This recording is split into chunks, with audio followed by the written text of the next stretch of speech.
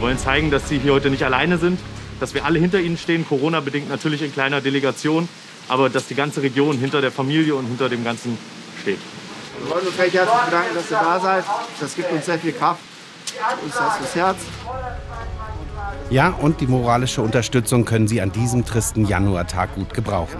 Sie erwarten das Urteil gegen den aus Ihrer Sicht Mörder Ihres Vaters, Stefan Ernst. Und das folgte dann. Heute verurteilt der Senat Stefan Ernst wegen Mordes am Kasseler Regierungspräsidenten Walter Lübcke zu lebenslanger Haft und stellt die besondere Schwere der Schuld fest. Etwas überraschend wird der Mitangeklagte Markus H. freigesprochen. Diese Aussagen waren nach Angaben des Senats wenig detailreich. Sie waren sehr wechselnd, sie waren zum Teil in sich widersprüchlich, sodass der Senat sich nicht in der Lage sah, auf diese Aussagen eine Überzeugungsbildung zu stützen. Stefan Ernst geht lebenslänglich ins Gefängnis. Doch manchem von Lübkes Freunden ist das Urteil zu einfach. Wir sind wieder irgendwo da, wo wir immer in so Fällen sind. Es waren Einzeltäter. Endgültig ist das aber noch nicht, denn nahezu alle Prozessparteien haben Revision beim Bundesgerichtshof eingelegt. Ende offen. Masken von der Krankenkasse, Impftermine zum Selberbuchen und die ersten 6 Impfzentren öffnen in Hessen. Der Run auf die Zentren ist groß. Einen Termin zu bekommen, gar nicht so leicht. Leider sind aufgrund zahlreicher Anrufe derzeit alle Leitungen in Ihrem Landkreis belegt. Wie ihm ging es Hunderttausenden. Schon kurz nachdem die Termin-Hotline an den Start ging, brach sie auch wieder zusammen. Trotzdem haben es einige geschafft und geradezu euphorisch erzählt von ihrer ersten Impfung. Die Spritze, muss ich sagen, die war extrem angenehm. Ich habe fast gar nichts gespürt. Also man kann wirklich die Leute beruhigen, man braucht keine Angst vor haben. Nach Anfangsschwierigkeiten braucht die Impfwelle aber bis ins Frühjahr, ehe sie richtig Fahrt aufnimmt. Emotional eine geile Sache, auch wenn es nur 6 Monate sind, aber auch 6 Monate kann man gemeinsam genießen. Und ja, ich freue mich drauf. Luka Jovic ist zurück bei der Eintracht, der einzige Wunderstürmer aus der Büffelherde. Jovic läuft an, Jovic schießt den Ball ins Tor! Ins Tor! Jovic ist da und da ist das Tor! Erst im Sommer ist er für 63 Millionen zu Real Madrid gewechselt. Ob es am Apfelwein lag oder der mangelnden Spielmöglichkeit, auf jeden Fall wird Jovic nur 6 Monate später für ein halbes Jahr zurück zur Eintracht ausgeliehen, was nicht nur Fans und Trainer freut. Er ist unglaublich euphorisch, wollte unbedingt zurück nach Frankfurt. Das zeigt natürlich auch, dass er weiß, wo er sich wohlgefühlt hat. Am Ende schmeckt nur Grünkohl aufgewärmt. Und so zog Luka Jovic nach gefühlt viel zu wenigen Toren im Sommer wieder zurück nach Madrid.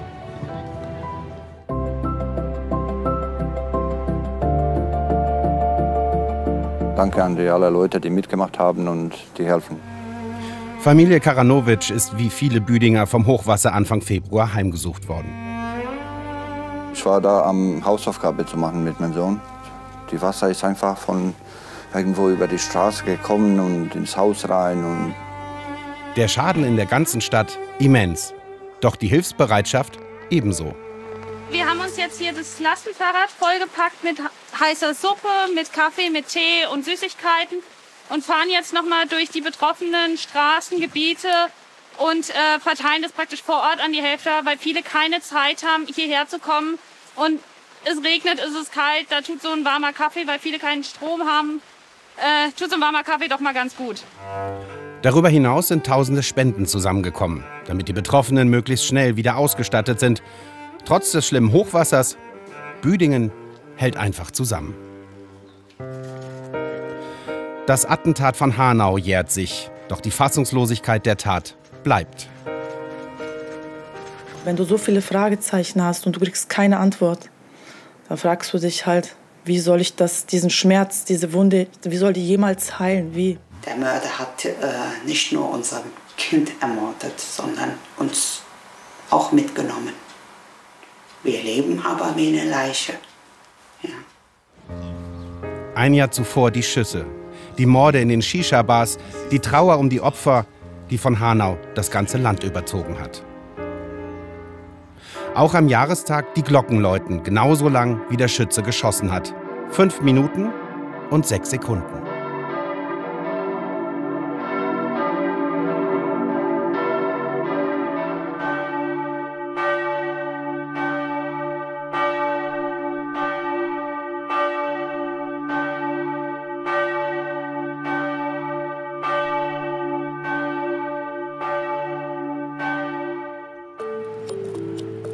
Einen Erfolg in Sachen Corona-Bekämpfung gibt es aus Marburg zu vermelden. Das dortige BioNTech-Werk ist bereit, den Impfstoff herzustellen. Ein schwieriges Unterfangen, das auch Handarbeit verlangt. Was die Mitarbeiter da tun, ist, sie geben die verschiedenen Dinge, die dafür nötig sind, sei es jetzt die verschiedenen Enzyme, die Ausgangsstoffe, die werden alle unter sterilen Bedingungen zugegeben, damit dann zum Schluss, wenn alles im Kessel ist, der Prozess tatsächlich starten kann. Ja, und heraus kommt der Impfstoff, der so schnell wie möglich unters Volk gebracht werden soll. Nachdem BioNTech anfangs die Genehmigung zum Ausliefern nicht bekam, hat sich das dann später aufgeklärt. Und so konnte die Herstellung des Impfstoffes deutlich erhöht werden. Und profitiert hat neben BioNTech selbst natürlich die Stadtkasse Marburg. Dank satter Gewerbesteuereinnahmen wegen BioNTech in Höhe von knapp 300 Millionen Euro. Wobei alles bleibt nicht hier. Marburg muss fast 60% Umlagen abführen an den Landkreis, an das Land. Naja, besser als nichts. Dass Corona den Karnevalisten und Fastnachtern die Laune nicht allzu sehr vermiesen kann, das sieht man in Offenbach. Weil auch hier der Faschingsumzug abgesagt wurde, haben sie ihn einfach aus Plastik nachgebaut. Minutiös, mit Liebe zum Detail. Tja, und das nicht mal nur für sich, denn am Fastnachtssonntag haben sie ihren Zug live gestreamt, um auch in Corona-Zeiten ein bisschen Faschingsflair zu verbreiten. Und kommentiert haben sie es auch noch. Die Fassenacht, Hallau, schaut mal her. So, und damit Offenbach, Hallau! Die wir jetzt hier im Bild sind, die sind auch eine Traditionsgesellschaft im Offenbacher Karneval. Die Viking-Elver, die Elver der Sportgemeinschaft Viking 1903 e.V. und hier traditionell, wie immer im Umzug, mit ihrem Wikingerschiff. Ob alt oder jung, das ist einerlei. Die Wikinger sind beim Offenbacher Karneval immer dabei. Genau. Ihr Motto. Na dann. Ein Dreifach Offenbach! Hallo! Offenbach! Hallo! Offenbach! Hallo!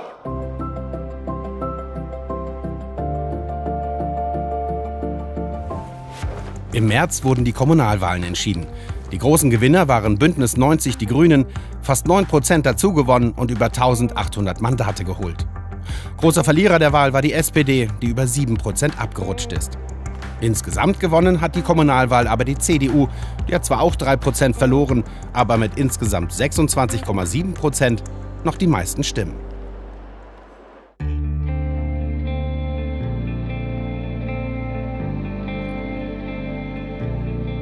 Es hilft alles nichts. Die Inzidenzen sind zu hoch. Viel diskutiert wird die Osterruhe.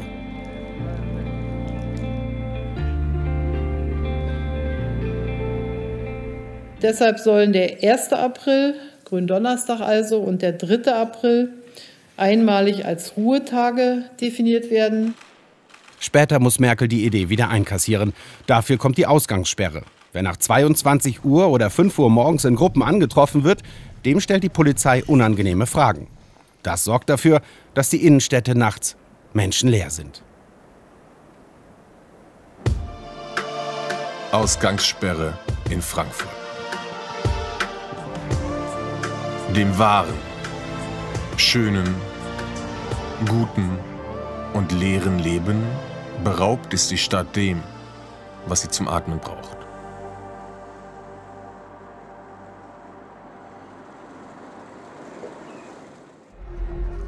Die vielen Restriktionen haben auch immer mehr Ablehner hervorgerufen. In Kassel hat sich eine große Querdenker-Demo gebildet. Das Schicksal der ganzen Bevölkerung ist, dass wir seit 13 Monaten in der Diktatur leben. Für die Gegendemonstranten unverständlich, so etwas in Zeiten von Corona zu machen. Ja, mir ist das völlig unverständlich, wie man so ignorant sein kann, mit so vielen Menschenleben, sage ich mal, zu spielen. Mit sinkenden Fallzahlen wurden auch die Querdenker-Demonstrationen kleiner. Seit dem Wiederaufleben der Inzidenzen im November gehen aber auch sie wieder vermehrt auf die Straßen. Das ist was ganz anderes als vorher, muss ich wirklich sagen. Ich habe schon eben gerade gesagt, Haare sind in Ordnung, Frau ist glücklich. Manchmal kann es so einfach sein. Dabei haben nur die Friseurinnen und Friseure wieder aufgemacht. Sie dürfen endlich wieder waschen, föhnen, legen. Klar, dass nach 10 Wochen Lockdown-Pause für die Terminkalender gilt. Ziemlich voll. Das ist die erste Woche, die zweite Woche, die dritte Woche. Und in der 4. Woche gibt es dann wieder mal so ein paar Termine, die frei sind. Auf jeden Fall sind wir gut frisiert in den Frühling gegangen.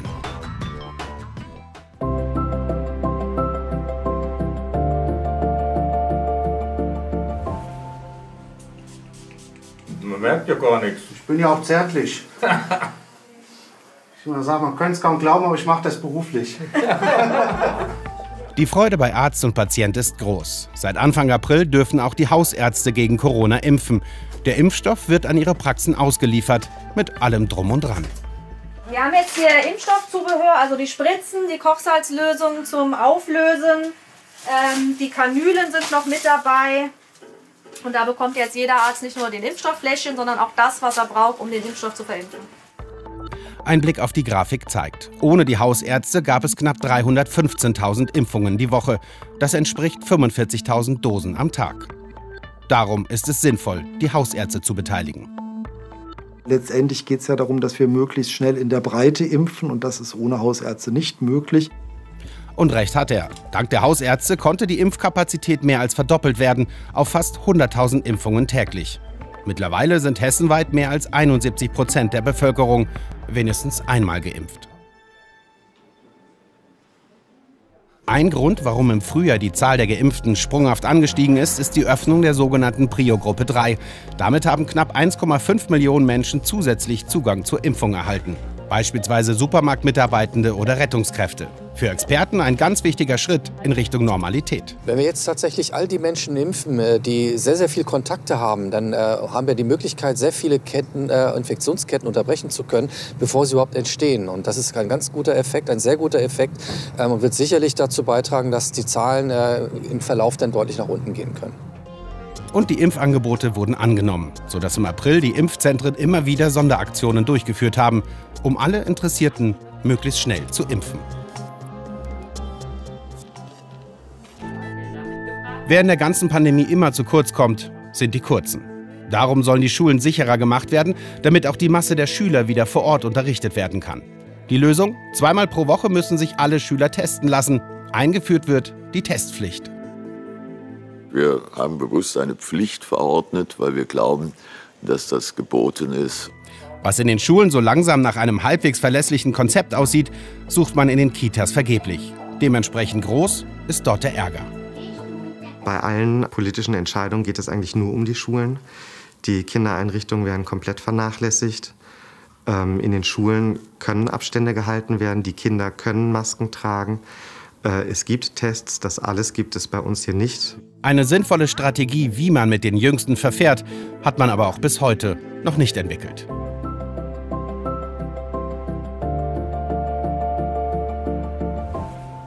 Im Mai wird wieder gelockert und die Menschen zieht es in die Ferien. Am liebsten sofort.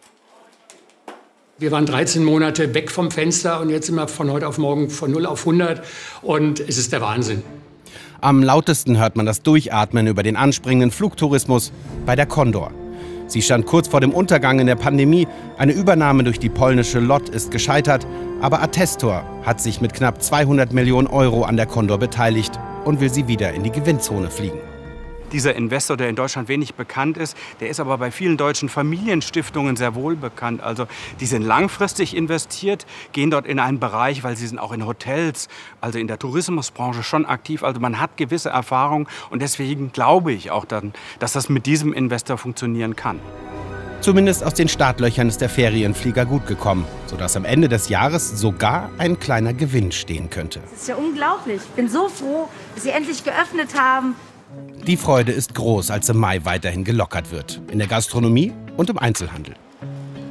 Ich glaube, die Leute sind ausgehungert. Und wenn das Wetter jetzt noch besser wird, dann holen wir alles nach. Erstmal nur für Geimpfte und Genesene. Und genau das wird schwer diskutiert. Was mir fehlt, ist noch so die Gesamtstrategie. Was ich wichtig finde, ist, dass die Gastronomie aufmachen kann. Das finde ich schon wichtig. Weil man vermisst sie. Ich finde es tatsächlich nicht okay, weil ich finde, es soll jedem das Impfangebot gemacht werden, bevor diese Lockerungen in Kraft treten sollen. Wegen vieler unübersichtlicher Bestimmungen hat so mancher aber auch den Überblick verloren. Ich weiß gerade aktuell gar nicht, was erlaubt ist und was nicht erlaubt ist. Trotzdem, irgendwie hat es sich eingespielt. Und wir dürfen nach langer Zeit mal wieder an ein bisschen Bewegungsfreiheit schnuppern. Und die nutzen wir auch. Die Kinder waren schon erleichtert. Ich habe das denen schon sehr angemerkt. Eine 500-Kilo-Bombe im Frankfurter Wohngebiet. 25.000 Menschen müssen ihre Häuser oder Wohnungen verlassen. Die Bombe musste mit Unmengen von Sand bedeckt werden, damit die Detonation abgemildert wird. Banges Warten, dann gegen Mitternacht ging es ganz schnell. Marcel, entschuldige die Unterbrechung. Gerade wurde mir hier zugerufen, Herr Mohr, Sie winkten mir gerade. Ich habe das in dem Gegenlicht gar nicht gesehen. Es gab gerade, das hat sich angehört wie ein kleines Gewittergrollen. Ja, wir lassen es gerade noch mal abklären, aber tatsächlich scheint jetzt die Bombe umgesetzt worden zu sein. Aufgeregt die einen, seelenruhig die Profis. Keine Schäden rundherum. Also hat alles hervorragend geklappt. Tja, und am Tag drauf also ist der Bombenkrater Spielplatz Nummer 1. Und weil der Mai der Wonnemonat ist, schließen wir ihn auch mit einem besonders wonnigen Ampelmännchen, das in Bad Nauheim zu sehen ist. Wobei sich nicht so unbedingt auf den ersten Blick erklärt, wer das eigentlich ist. Ja, das ist ein Gärtner mit Gießkanne, aber wer ist das denn? Das möchte ich auch wissen. Es soll Priester Sebastian Kneipp sein. Ach, das soll der Kneipp sein. Ja, deswegen. Ja. Der Naturheilkundler, dem wir die gleichnamige Kur zu verdanken haben, ist vor genau 200 Jahren auf die Welt gekommen. Und nun gibt es ihn also auch in Rot und Grün als Ampelmännchen in Bad Nauheim. Mehr geht dann wirklich nicht.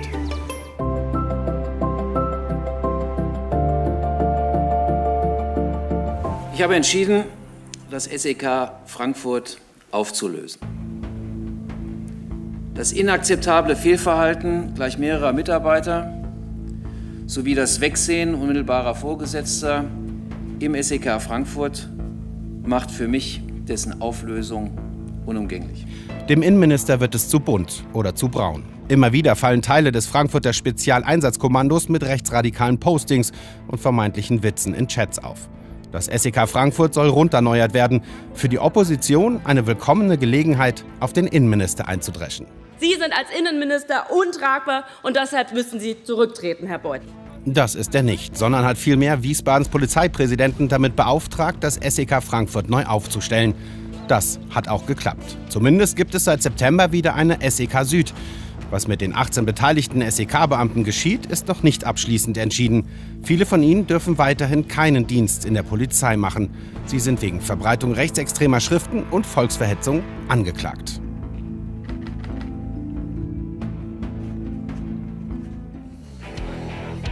Im Juni heißt es an den Schulen in Hessen traditionell schwitzen. Die Abiturprüfungen gehen ebenso über die Bühne wie die Abschlussprüfungen an den Haupt- und Realschulen. Ich habe absolut Bammel und ich bin auch sehr nervös, was das betrifft, weil ich sowas noch nie vorher gemacht habe. Und ich muss ganz ehrlich sagen, das wird eine Herausforderung. Die Abschlussjahrgänge durften schon seit dem vergangenen Sommer wieder am Präsenzunterricht teilnehmen. Ein Vorteil, den die Schülerinnen und Schüler gerne in Anspruch genommen haben. Ich bin auch glücklich, dass ich die Abschlussklasse bin, weil ich durfte halt dauernd in die Schule. Und es war dann für mich auch leichter, etwas zu verstehen oder besser in der Schule zu werden. Das Beste an den Prüfungen in diesem Jahr, wer es geschafft hat, durfte feiern. Wenn auch unter scharfen Hygieneregeln. Aber besser als gar nicht. Es ist einfach wieder ein schönes Gefühl, erleichternd, dass wir eben was auf die Beine stellen konnten hier oben, dass wir wieder mit unserem Jahrgang zusammen sein dürfen heute und das Ganze genießen dürfen hier oben. Und geliefert haben die Schüler auch. Mit einer Durchschnittsnote von 2,25 war es das beste Landesabitur seit dessen Einführung. Und trotzdem gibt es für Lehrer, Schüler und Eltern am Ende nur ein Ziel. Für uns alle war diese Zeit anstrengend, eben weil sie so viele Umstellungen bedeutete. Und wir freuen uns alle sehr auf die Sommerferien. Während der Sommer dafür sorgt, dass die Inzidenzen sinken und sich die Menschen über weitere Lockerungen freuen, macht auf einmal eine neue Corona-Variante Schlagzeilen auch in Hessen.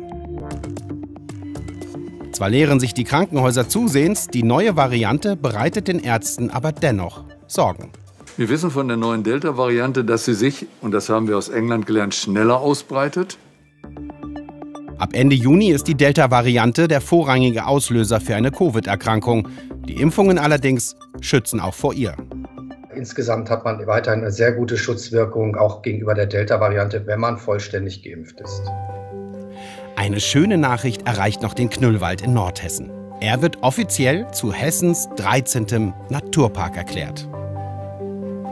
Das zeugt davon, dass es hier intakte Naturlandschaft gibt, dass hier es vielfältige traditionelle Kulturlandschaft gibt und dass es eben touristische Ziele da sind, die zum Erholung suchen, einladen. Biodiversität, weiträumige Schutzzonen und fast unberührte Natur. Dafür steht der Knüllwald, der durch verschiedene Förderprogramme nun noch mehr für die Umwelt direkt vor unserer Haustür machen kann.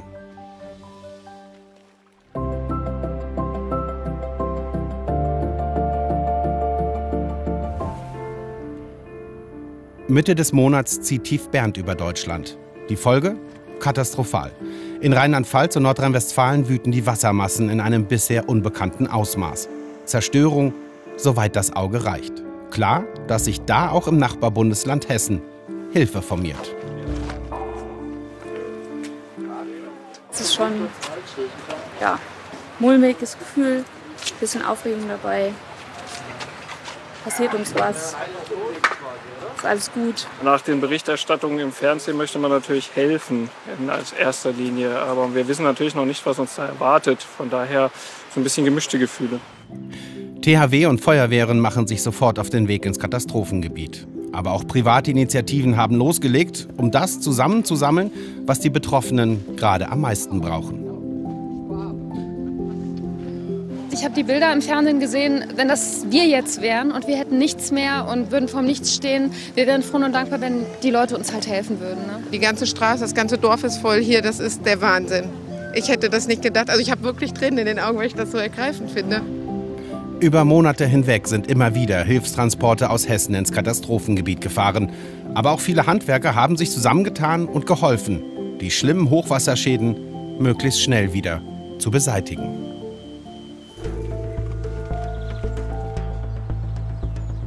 Das Verfahren geht auch einem erfahrenen Verteidiger an die Nieren, weil es sehr vielfältig ist, auch juristisch auch anspruchsvoll, aber eben auch von den Bildern, die man hier live im Gerichtssaal und auch außerhalb des Gerichtssaals in der Asservatenkammer sich angucken kann und musste, doch schon abweicht von dem, was man normalerweise so sieht.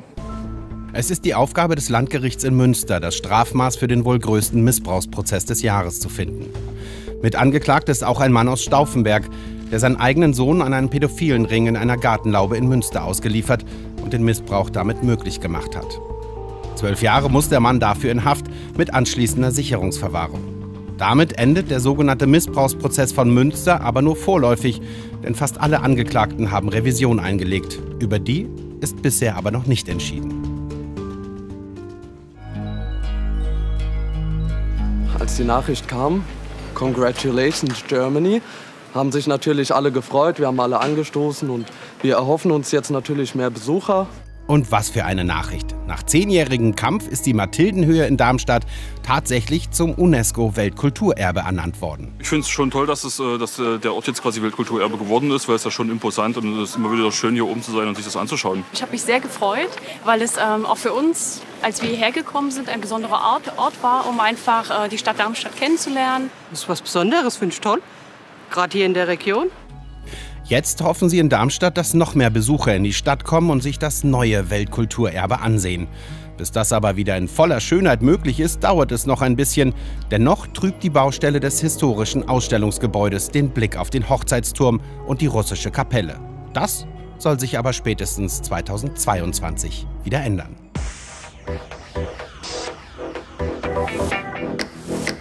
Anfang Juli hält die Mode Einzug in Hessen. Trotz Corona-Pandemie startet die Fashion Week erstmals in der Main-Metropole, was dem doch etwas angestaubten Image der Modewoche Auftrieb verleihen soll. Für mich persönlich finde ich Frankfurt natürlich toll. Und ich finde auch, dass es der Fashion Week gut tut, einen neuen Wind zu bekommen. Was Frankfurt daraus macht, als sehr internationale Stadt, bin ich sehr gespannt. Es wird Frankfurt sehr gut tun und wahrscheinlich auch der Fashion Week. Wenn auch überwiegend die Veranstaltungen virtuell stattfinden, so gibt es doch auch genug Möglichkeiten, sich zu treffen und über das Thema Nachhaltigkeit zu sprechen, das auf dieser Fashion Week ganz groß geschrieben wird. Dieses Slow Fashion ist vielleicht noch so ein bisschen zu sehr öko. Nicht vielleicht auf den ersten Blick von außen nicht trendy genug. Und deswegen ist es für uns so wichtig, diese beiden Themen, also Fanciness und Nachhaltigkeit, zu vereinbaren. Ja. Es geht eben nicht mehr nur darum, Mode an Kunden zu verkaufen. Die Modeschöpfer versuchen mit ihrer Überzeugung auch ein gesellschaftliches Zeichen zu setzen. Diversität ist für uns ein Teil dieser gesamten Gesellschaft, die wir irgendwie versuchen, mit unseren Möglichkeiten, mit unserer Reichweite irgendwie besser zu gestalten. Schon im kommenden Januar macht, Stand jetzt, Europas größte Modemesse wieder Station in Frankfurt. In welchem Umfang allerdings, das bestimmt nach wie vor die Corona-Situation.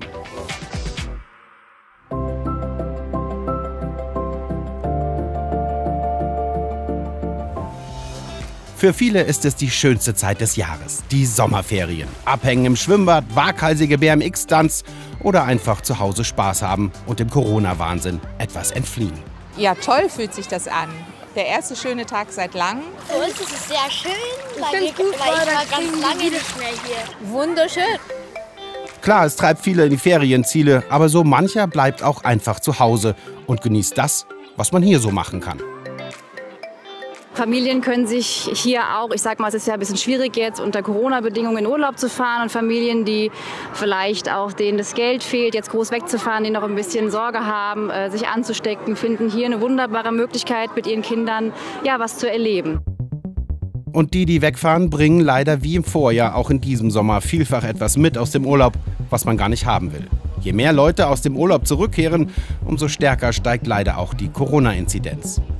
Und das sorgt für einen sehr wechselhaften Monat. Zu Beginn gibt es eine neue Corona-Schutzverordnung. Der Lockdown ist beendet. Die sogenannte 3G-Regel wird eingeführt und damit sogar das Ausgehen wieder möglich gemacht. Mit bestimmten Vorsichtsmaßnahmen, also Maskenpflicht und auch 5 Quadratmeter Platz pro Person, kann man das wieder verantworten, wenn man durchgeimpft ist oder genesen oder einen PCR-Test gemacht hat. Gleichzeitig wird auch die Situation für den Schulbeginn nach den Ferien festgezurrt. Hygieneregeln und Testen ist angesagt, vor allem um eines zu verhindern. Lockdown an den Schulen heißt Distanz oder in seiner abgemilderten Form Wechselunterricht. Das ist jetzt im Eskalationskonzept nicht mehr enthalten, weil wir glauben, die Situation ist eine andere. Aufgrund der Impfquote, aufgrund der Hospitalisierungsrate, aufgrund der generellen Entwicklung der Pandemie. Und noch eine weitreichende Entscheidung wird getroffen. Die Ständige Impfkommission empfiehlt das Impfen für die 12- bis 17-Jährigen. Da machen wir das jetzt auch noch möglichst vor Schuljahresbeginn, weil er dann wieder in der Schule ist und dann eben unter einem Dach mit vielen Leuten. Und da wollten wir möglichst schnell dann auf Nummer sicher gehen. Wie gesagt, die Hoffnung wird von den Reiserückkehrern getrübt. Sie sorgen dafür, dass bis zum Monatsende die Inzidenzen wieder über den Schwellenwert von 100 steigen und damit neue Verschärfungen kommen, wie beispielsweise die Maskenpflicht in Innenstädten. Am Morgen des 9. August gibt es einen schweren Unfall an der Raststätte Gräfenhausen. Ein Auto ist in die dortige Tankstelle gerast. Man kann an diesem Unfall sehen, dass die explodierende Tankstelle, die es in den Fernsehfilmen immer gibt, in Deutschland so nicht kommen kann. Die Zapfsäule und umstehende Autos fangen sofort Feuer. Dass nicht mehr passiert, liegt am Tankwart, der sofort den Notschalter drückt, und an der Sicherheitstechnik der Tankstelle. Die Tankstellensicherheit sorgt dafür, dass jetzt nicht aus der Erde Kraftstoff nachsprudelt und dann noch alles anzündet, sondern wir saugen ja den Kraftstoff aus dem Erdtank wie mit einem Strohhalm. Und wenn ich aufhöre zu saugen, dann fällt der Kraftstoff sofort wieder zurück. Und nicht nur das, unten ist auch noch ein Rückschlagventil. Das heißt also, sobald oben der Druck nachlässt, ist der Kraftstoff abgesperrt. Da sind maximal ein halber Liter noch im Schlauch. Am Ende stellt sich raus, dass es kein Unfall war, sondern Vorsatz. Der Autofahrer ist ganz bewusst in die Tankstelle gerast mit 150 Stundenkilometern. Auch wenn die Rastanlage mittlerweile wieder eröffnet ist, tanken kann man hier wohl erst im kommenden Frühjahr wieder. Goldmedaillengewinnerin im Dressurreiten mit der Mannschaft Dorothee Schneider! Wir können alle froh sein, dass wir diese Olympischen Spiele hatten, dass wir unseren Sport zelebrieren konnten und dass wir überhaupt nach Tokio reisen durften. Im Jahr der Pandemie ist das ja alles nicht selbstverständlich. Ein Jahr später als geplant finden die Olympischen Sommerspiele von Tokio statt. Neben der erfolgreichen Springreiterin hat auch ein Judoka aus Rüsselsheim Besonderes geleistet. Ich war schon super glücklich, als ich die Silbermedaille geholt habe, weil dafür bin ich eigentlich gekommen, für die Einzelmedaille. Aber jetzt, wo ich im Team noch eine Medaille geholt habe, umso besser. Ich habe Geschichte geschrieben. Ich glaube, soweit ich weiß, gab es keinen Judoka, der mit 2 Medaillen aus einer Olympiade kam. Deswegen super happy. Es war zwar die schlechteste Medaillenausbeute der Deutschen seit der Wiedervereinigung, den Fans war es aber egal. Und so kamen sie gerne, Corona-getreu, zum Empfang der Olympioniken auf den Frankfurter Römerberg. Also ich bin ein großer Olympia-Fan, habe viel geguckt und deshalb finde ich es jetzt richtig schön, dass ich hier dabei bin. Man spürt es richtig, dass die sich freuen über das Publikum und über den Zuspruch hier. Und das haben sie sich auch verdient. Ich gönn's denen von Herzen, ja. Ich weiß, was Leistungswettbewerb heißt und den Druck, den man manchmal hat. Und auch bei den Olympischen Spielen für Menschen mit Behinderung gibt es eine große Ehre für eine Hessin. Die Rollstuhl-Basketballerin Mareike Müller ist die Fahnenträgerin des deutschen Teams. Ich weiß, wie besonders es grundsätzlich einfach ist, Fahnenträger zu sein und habe mir noch nie vorstellen können, das zu werden und freue mich umso mehr, dass ich das jetzt machen darf. Insgesamt haben die deutschen Paralympics immerhin 43 Medaillen aus Tokio mit nach Hause gebracht.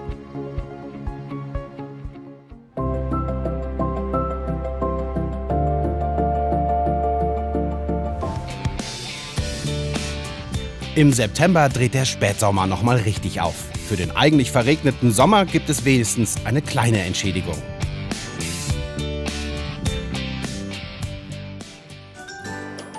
Es ist auch die Zeit, wo in Sachen Corona die Sorgen langsam schwinden. In den Impfzentren ist es so ruhig, dass sie zum Monatsende sogar geschlossen werden. Wir haben im Landkreis einen großen Teil der Herdenimmunität hier durch das Impfzentrum stellen können. Viele Menschen impfen können, vielen Menschen die Angst nehmen können vor der Corona-Pandemie und sind glücklich, dass wir diesen Zustand mit begleiten konnten, mit allen Strukturen, die beim Impfen mitgewirkt haben. Und auch etwas anderes verändert sich. Die Politik hält den Inzidenzwert für nicht mehr aussagekräftig. Der Bund hat ja durch die Änderung des Infektionsschutzgesetzes vorgegeben, dass jetzt alle sich vor allem an der Hospitalisierungsinzidenz ausrichten müssen. Die wird vom RKI bisher einmal wöchentlich veröffentlicht und ist dann auch vergleichbar zwischen den Ländern. Und so rücken Corona und wohl auch die Schutzempfehlungen etwas in den Hintergrund, um dann ein bisschen später umso stärker zurückzukommen. Ich komme aus Namibia heute, habe natürlich Anschlusszüge gebucht und wird jetzt ein Desaster, bis nach Dresden zu kommen. Es ist wieder soweit. GDL und Bahn streiten und streiken für einen neuen Tarifvertrag. Die Fronten sind verhärtet. Das Angebot der Bahn offenbart, dass sie uns Tarifverträge für alle Eisenbahnerinnen und Eisenbahner verweigern. Mehrmals wird das ganze Land lahmgelegt und nach einem GDL-Ultimatum kommt Bewegung in die Sache, sodass sich Lokführer und Bahn doch noch einigen. Es gibt unter anderem eine Lohnerhöhung und Corona-Prämien. Mit der Einigung sind die Bahnstreiks nun erstmal vom Tisch. Es ist jetzt ja auch cool, dass es nicht mehr so die größte Kleinstadt ist, sondern jetzt auch schon die kleinste Großstadt. Oh ja, die Stadt der Gebrüder Grimm hat es geschafft.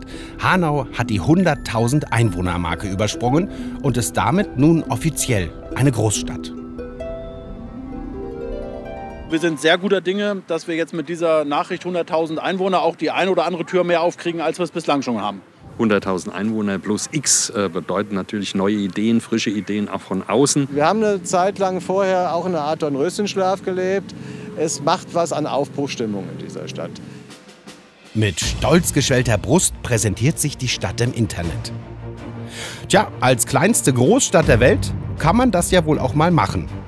Schließlich gilt hier: Yay! Hanau!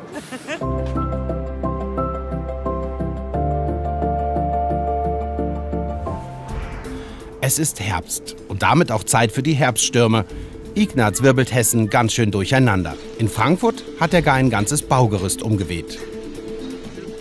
Dann ein richtiger Rums, ein richtiger Schlag. Und dann hat man gedacht, oh, was ist jetzt?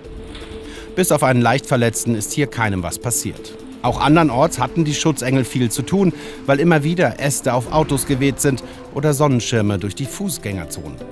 Trotz tausender Einsätze der Hilfskräfte ist Hessen insgesamt glimpflich durch die Zeit der Herbststürme gekommen.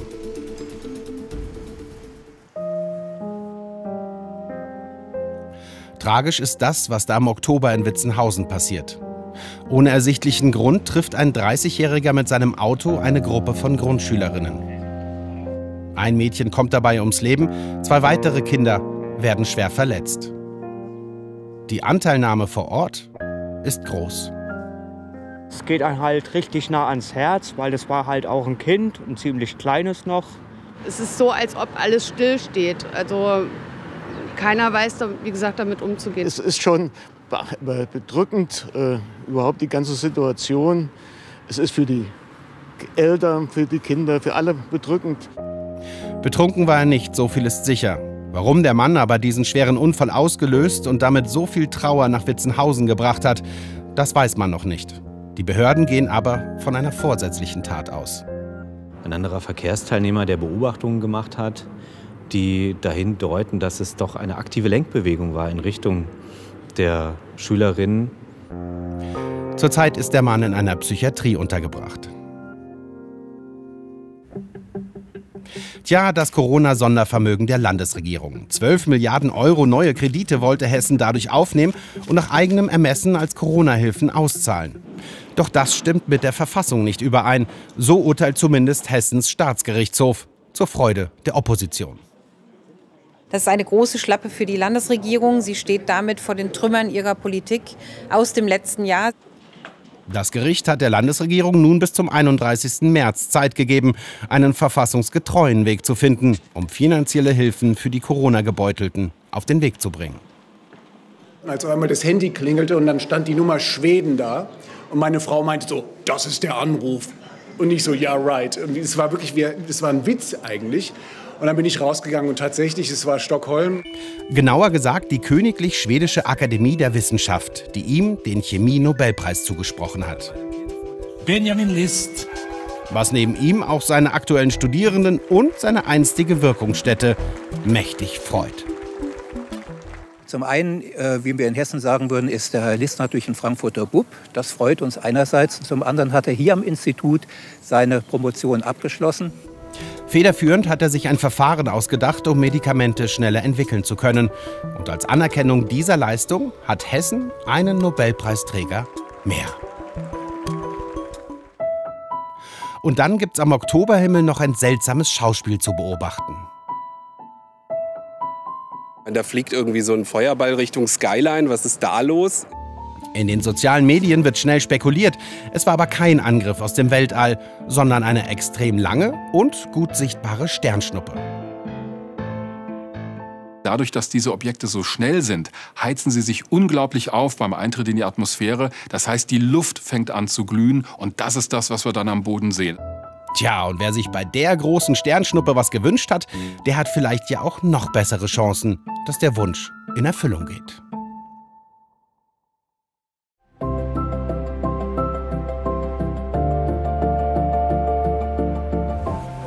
Die Brücke wird mir fehlen. Wenn ich immer hier stand, habe ich immer die Brücke gesehen, gell? Tja, aber nicht mehr lange. Denn der November geht mit einem großen Knall los. 3, 2, 1. Die Salzbachtalbrücke an der A66 wird gesprengt.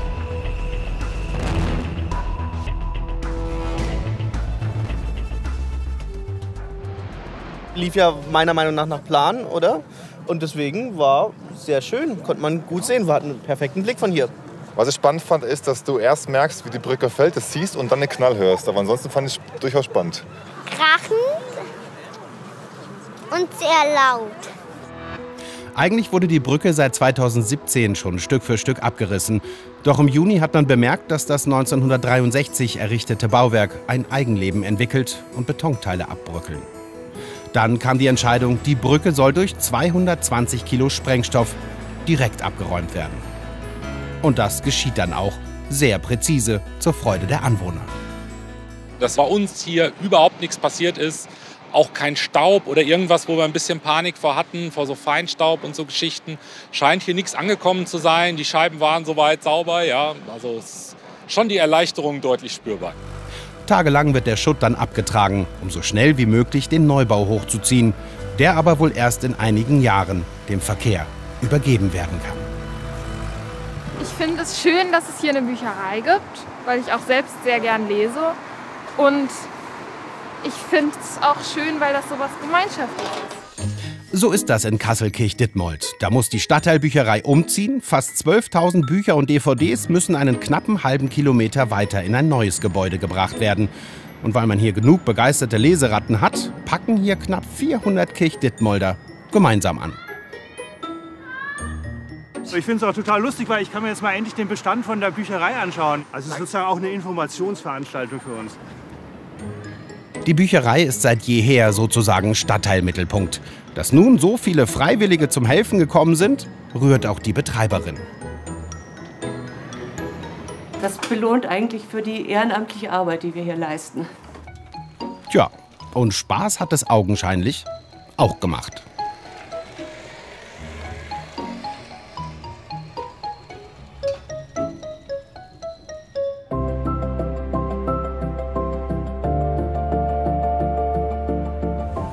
Was wird wohl vom Dezember übrig bleiben, dem Monat, der es ja nur selten in einen Jahresrückblick schafft? In Hessen ist das anders, denn wir haben Geburtstag. 75 Jahre ist es nun her, dass die hessische Verfassung in Kraft getreten ist. Sie ist nicht die erste, aber die älteste noch in Kraft befindliche Landesverfassung in der Bundesrepublik. 1946 wird die hessische Verfassung ausgearbeitet und die Menschen stimmen per Volksentscheid darüber ab. Mehr als 70% waren dafür und die Verfassung tritt in Kraft. Und auch heute noch gilt sie, wenn auch mit ein paar Veränderungen. 1970 die Herabsetzung des Wahlalters, man darf jetzt seitdem mit 18 wählen. Dann 2011 die Schuldenbremse in der Verfassung und im Jahr 2018 haben wir insgesamt 15 Einzeländerungen in die Verfassung implementiert. In der Öffentlichkeit wahrgenommen ist leider nur die Abschaffung der Todesstrafe, die schon vorher, obwohl sie in der Verfassung drin stand, natürlich nicht mehr galt. Corona-bedingt wurde nicht groß gefeiert. Und so sagen auch wir im Stillen: Happy Birthday, Hessen. Im Dezember wird klar, es kommt die Ampel. Olaf Scholz hat ein Regierungsbündnis mit den Grünen und der FDP geschmiedet. Mit gleich 3 Ministerinnen sitzt viel hessischer Sachverstand am Kabinettstisch. Nancy Faeser von der SPD wird Innenministerin, Christine Lambrecht, SPD, wird Verteidigungsministerin und Bettina Stark-Watzinger wird Ministerin für Forschung und Bildung. Da kann man schon mal singen.